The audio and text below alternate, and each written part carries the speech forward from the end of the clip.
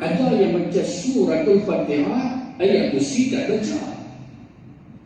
Habis wirid sikit, Al-Fatihah katanya doa. Silap. Silap ke Ustaz? Dia doa Ustaz, kami amin. Imam doa, kita amin itu sepasal. Yang kita kata silap bukan yang tu. Yang kita kata silap pasal apa tak baca ayatul kursi, hang baca pula suratul Fatihah. Itu isu.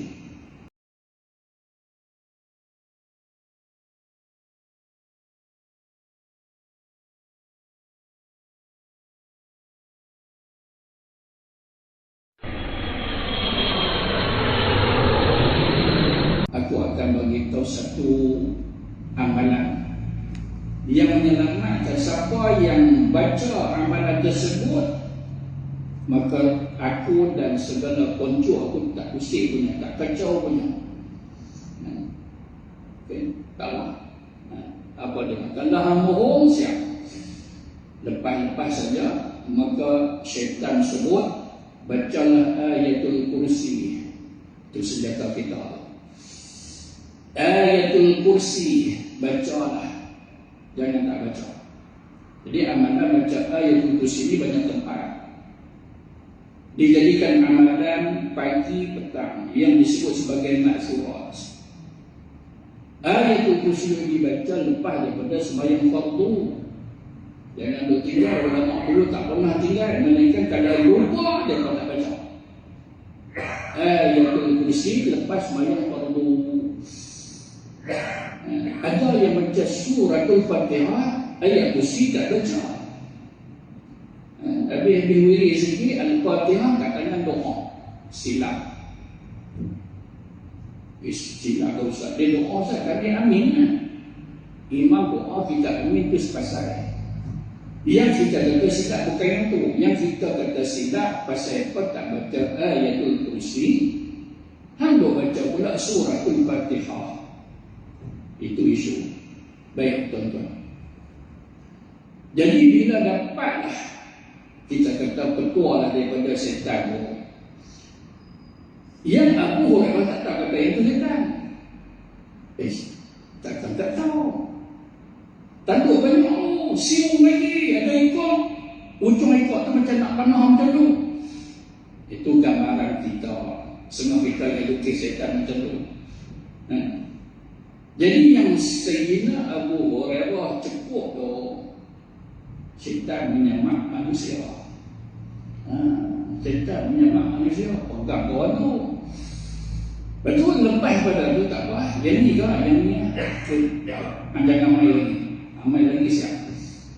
Sayyidina Abu Hurairah balik habaq ke Nabi, ya Rasulullah, daripada mula sampai ke habis tu lah. Nabi kata saya. Tapi tetap dia tu bohong. Maknanya iblis setan ni memang sinonim dengan bohong, tipu. Tapi kali ini apa yang diharapkan itu betul. Apa dia? Amalkan ayatul kursi. Amalkan. Baik, tuan-tuan rahmat Allah. Itu bagian pertama. Pastikan bila kita nak bersuara, bila kita nak sebut apa-apa, di mana sahaja kita berada, pastikan jangan bohong. Jangan bohong. Yang tu dulu. Pegang yang tu dulu. Nanti apabila kita lanjutkan lagi bicara ke depan, dia ada kedudukan yang wajib bohong. Sebab tu kita mengaji jangan sekerat-sekerat, apa tu duduk langkau, celuk-celuk, rasa macam mau main-main. Tak mau. Tak payah apa duk kisah apa aku tak ada badan sendiri yang pernah pergi kadun. Pilah apa duk lawat ke aku. Tak apalah, biarlah. Dia ada mulut, dia nak cakap macam tu. Tapi kalau orang cerdik, tak cakap macam tu. Sebab apa? Sebab kita kata hang nak betul ilmu dah. Itu nak tanya hang nak betul ilmu dah. Tanya macam tu tak apalah. Aku jujur cakap. Aku sandiwara. Ngaji pun ada sandiwara. Biar dia tahu lah. Orang ni hati-hati. Sebab apa? Sebab bila kita sebut kan, ada yang kita akan sebut dia tak main. Apa dia tu? Iaitu bohong ni ada kedudukan yang wajib bohong. Wajib bohong. Harus bohong. Harus pula. Dan apa yang wajib Ustaz langkau tu sangat jadi harus pula. Apabila tujuan bohong kita tu nak selamat orang baik daripada satu-satu kezaliman. Ketika itu bohong dah jadi wajib. Ada contoh dia tak apa. Kita ambil ni dulu contoh lagi kita ni malam ni. Dah baru telan satu Panadol. Bagai yang jadi pula.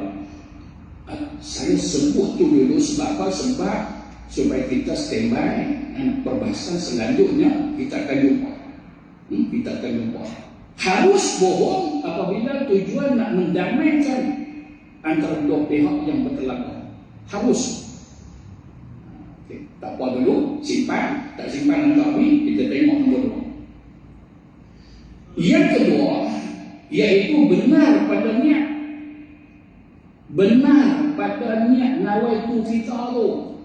Mau benar. Dan iaitu bersih padanya oleh yang menyeru kepada kebajikan.